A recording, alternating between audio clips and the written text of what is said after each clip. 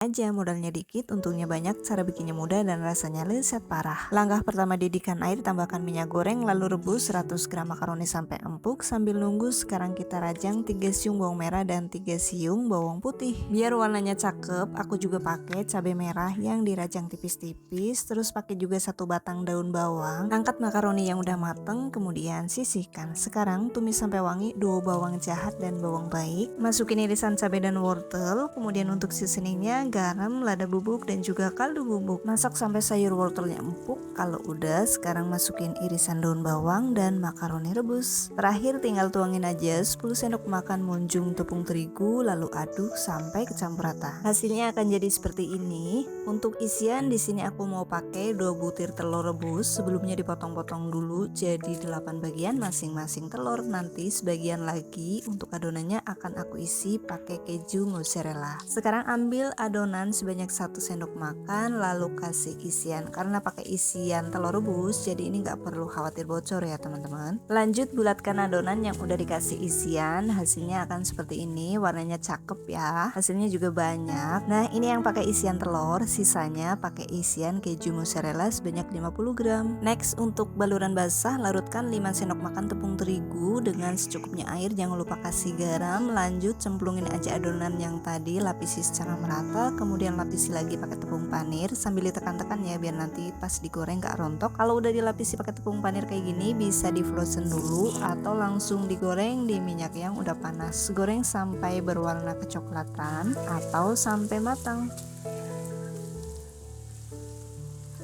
Jangan lupa dibolak-balik ya teman-teman, biar matangnya merata dan warnanya cakep. Beberapa menit kemudian bola-bola makaroninya udah matang. Ini tinggal diangkat aja, terus ditirisin minyaknya.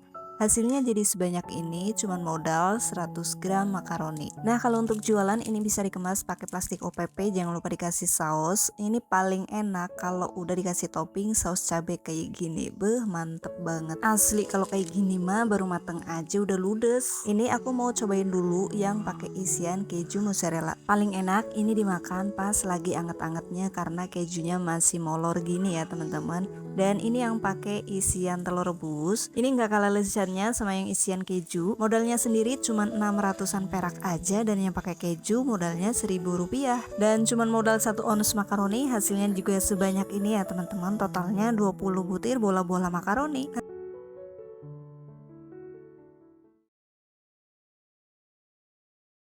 Aku lagi bikin olahan pisang terbaru. Hasilnya itu dalamnya kopong, luarnya crispy, dan rasanya enak banget. Langkah pertama, kita mau bikin adonan kremesannya. Siapin 3/4 gelas tepung tapioka, tuangkan ke dalam mangkok. Kemudian siapin juga tepung beras. Ini takarannya sama atau 1:1 ya teman-teman. Ini aku pakai 3/4 gelas belimbing seperti ini. Tuangin ke mangkok yang tadi, terus tambahkan 2 sendok makan gula pasir. Nah, kalau udah biar rasanya makin gurih, jangan lupa tambahkan 1 sendok teh garam. 1 bungkus vanili bubuk biar nanti aromanya lebih wangi. Selain pakai garam biar nanti hasilnya kopong, tambahin juga 1 sendok teh baking powder ya teman-teman. Tapi mohon maaf banget videonya nggak kerekam. Lanjut, ini sekarang aku mau pecahin 1 butir telur ayam ukuran sedang, terus dikocok lepas, kemudian sisihkan. Balik lagi ke tepung dan juga gula pasir yang tadi. Sekarang kita tambahkan air, kemudian aduk sampai kecampur rata. Telurnya jangan sampai kelupaan, kita masukin juga ya teman-teman, sambil diaduk sampai kecampur rata. Pastiin ini diaduk sampai benar-benar kecampur rata ya teman-teman. Nah, kalau udah kecampur rata, ini sekarang kita mau pindahin dulu ke gelas ukur biar nanti lebih mudah saat dituangin ke dalam gorengan. Untuk hasil dari adonan kremesan ini setelah ditambahkan air dan juga telur, itu hasilnya jadi 600 ml ya teman-teman. Jadi konsistensi adonannya itu cenderung encer. Adonannya udah jadi, sekarang kita siapin pisang kapok buruk rupa. Ini aku pakai sebanyak 1 sisir, isinya kurang lebih sekitar 12 buah dan harganya sendiri di 8.000 rupiah. Menurut kalian harga segitu murah apa mahal nih teman-teman? Ini pisangnya kita kupas-kupas aja dulu semuanya, tapi nggak perlu dipotong-potong ya.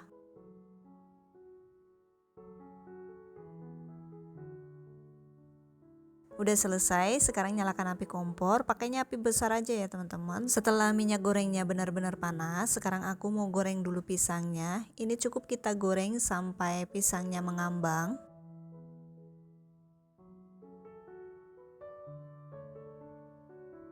Nah, kalau pisangnya udah mulai mengambang seperti ini, sekarang bisa kita mulai kasih adonan kremesan ya teman-teman. Siramin dengan jarak agak tinggi, terus ini langsung kita aduk-aduk sampai adonan kremesannya kering dan nempel ke pisangnya.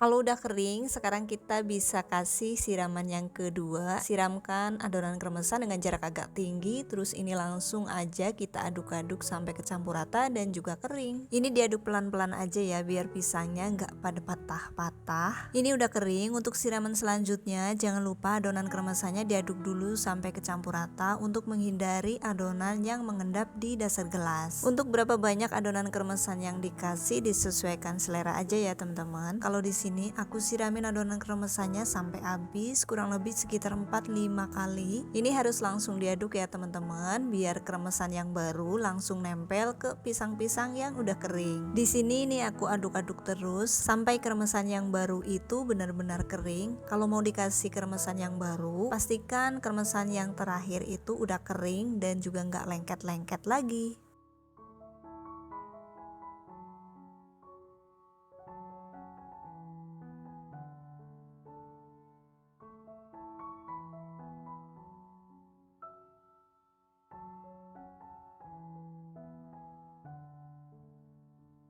Nah, ini udah bener-bener kering banget dan sisa adonan kremesannya tinggal segini. Artinya ini siraman yang terakhir ya teman-teman. Nah, kalau tekstur crispy-nya udah kebentuk kayak gini, ini tuh gampang banget ya teman-teman. Tinggal diaduk cepat aja sampai benar-benar nempel ke pisang yang udah kering. Terus digoreng lagi sampai benar-benar kering dan juga kopong. Jadi ini tuh cara bikinnya tuh sama kayak kalau kita bikin sosis kopong ya teman-teman. Diaduk-aduk terus sampai hasilnya benar-benar kering.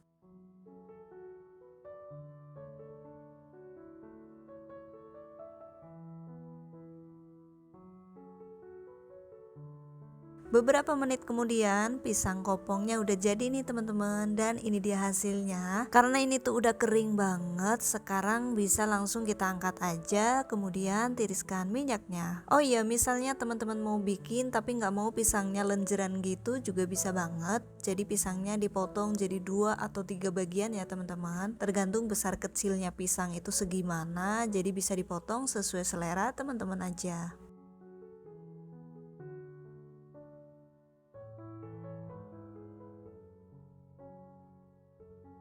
Nah, ini dia hasilnya, pisang kopong kita udah jadi. Ini tuh aromanya wangi banget, teksturnya juga super kriuk, ukurannya juga gede-gede karena memang kita goreng secara lenjeran aja. Hasil kremasannya juga merata dan juga cakep banget nih teman-teman. Mari kita lihat dalamnya kopong apa enggak.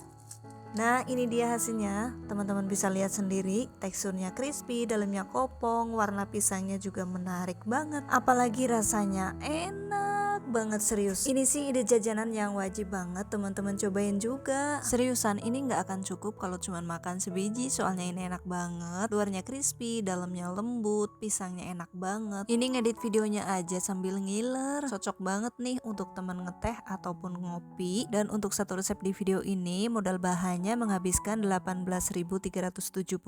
Kalau untuk jualan ini bisa kita jual mulai harga Rp2.000. Harga segitu tuh udah dapet untung ya teman-teman. Nah, aku lagi bikin cemilan dari olahan pisang yang laris banget, cocok buat jualan ataupun suguhan. Cara bikinnya mudah, hasilnya banyak, dan rasanya bikin nagih. Sekarang yuk langsung aja kita bikin sama-sama. Pertama-tama kita siapkan pisang matang. Di sini aku pakai 10 buah pisang nangka. Kalau kalian mau bikin juga, pisangnya boleh pakai pisang kesukaan kalian ya. Boleh pakai pisang tanduk, pisang kapok, atau pisang yang lainnya. Langkah selanjutnya, pisang yang udah dikupas. Di sini aku mau potong dadu kecil-kecil. Satu buah pisang dibelah jadi 4 bagian seperti ini, baru kemudian dipotong kecil-kecil, kurang lebih seukuran ujung jempol.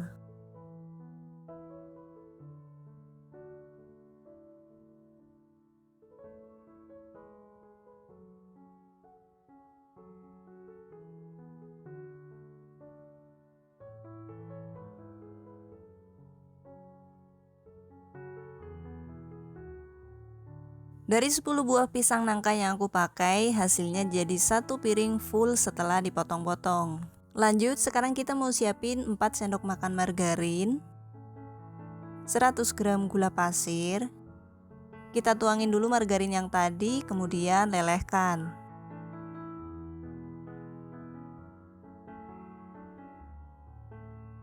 Nah, ini margarinnya udah meleleh. Sekarang aku mau tuangin potongan pisang yang tadi, terus langsung disusul tuangin gula pasir. Kalau misalnya pakai pisang kepok atau pisang tanduk, untuk takaran gulanya bisa dikurangi ya teman-teman. Karena di sini aku pakai pisang nangka yang tipikal pisangnya itu rasanya cenderung asem, jadi di sini untuk gula pasirnya aku pakai sebanyak 100 gram. Nah, ini kita masak aja sampai terkaramelisasi seperti ini ya. Kalau tekstur pisangnya udah kayak gini, ini bisa kita angkat dan siap untuk dipakai sebagai isian. Kurang lebih hasilnya seperti ini ya teman-teman. Nah, pisang karamelnya udah jadi, ini kita sisihin dulu aja, lanjut kita siapin untuk bikin kulitnya. Bahannya 250 gram tepung terigu, 125 ml air, 50 gram minyak goreng, dan 1 sendok teh garam. Bahan keringnya kita tuangin dulu ke dalam mangkok, kemudian aduk sampai kecampur rata.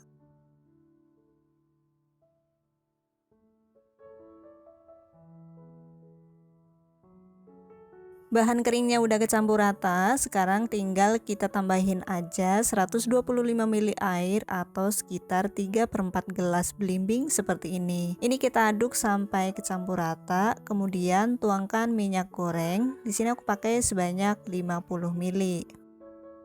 Nah, ini tinggal kita aduk lagi sampai adonan kecampur rata.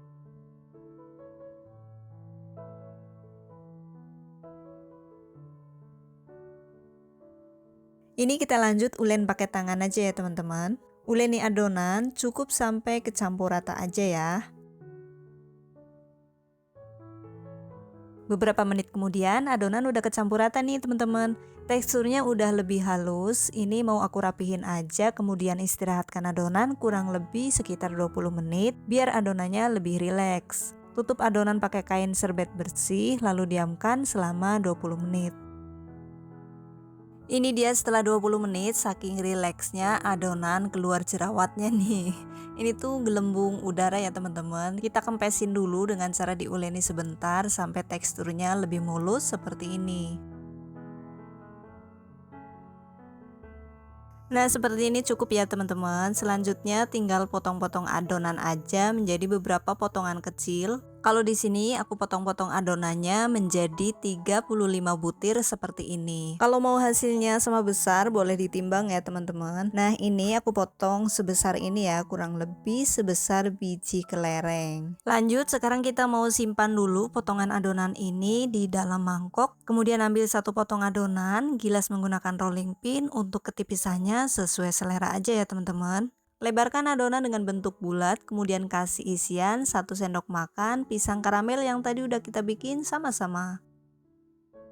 Nah, ini tinggal kita isikan aja ke adonan yang udah digilas. Habis itu ini tinggal dilipat aja, boleh lipat segitiga atau dilipat sesuai selera teman-teman semua. Kalau di sini aku lipat segitiga kayak gini ya, dilipat bagian atasnya dulu, kemudian bawa ke belakang dan lipat kanan kirinya. Dan hasilnya seperti ini. Lakukan cara yang sama kayak yang tadi sampai selesai. Ambil satu potongan adonan, kemudian gilas tipis, kasih isian 1 sendok makan pisang karamel. Nah, kurang lebih segini aja cukup ya teman-teman. Nggak perlu sampai 1 sendok makan full juga nggak apa-apa. Segini aja cukup. Kemudian lipat kulitnya dengan bentuk sesuai keinginan teman-teman semua. Kalau di sini aku lipat segitiga kayak gini, hasilnya seperti risol segitiga. Dan hasilnya tuh bener-bener banyak banget. Cuma dari 10 buah pisang ternyata hasilnya jadi sebanyak ini loh teman-teman. Jadi ide resep cemilan dari olahan pisang ini cocok banget dijadikan ide jualan. Karena modalnya sedikit tapi hasilnya banyak banget. Lanjut, sekarang kita mau langsung goreng aja. Sebelumnya kita tuangin dulu minyak gorengnya ke dalam pan secukupnya aja ya teman-teman. Kemudian nyalakan api kompor, gunakan api sedang aja ya. Karena di sini aku mau hasil pastel pisangnya itu berjerawat, jadi di sini aku gunakan apinya sedang cenderung besar. Tapi kalau teman-teman mau bikin juga dan mau hasil pastel pisangnya itu mulus, kalian bisa goreng pastel pisangnya dengan api sedang cenderung kecil. Nah, kita goreng pastel pisangnya sampai matang atau sampai berubah warna jadi coklat keemasan. Ini kita bolak-balik ya biar matangnya merata dan warnanya cantik.